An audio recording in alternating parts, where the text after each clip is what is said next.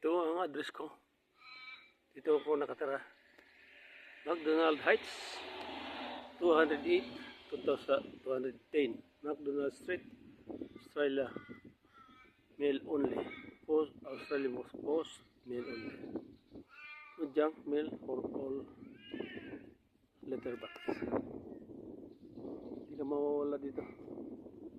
Inunan ko para dito sa harap ang bus. Pero tag-isang oras ang pagitan. 404 bus. Doon ako sumakay sa kanto. Naglakad ako mga half kilometers.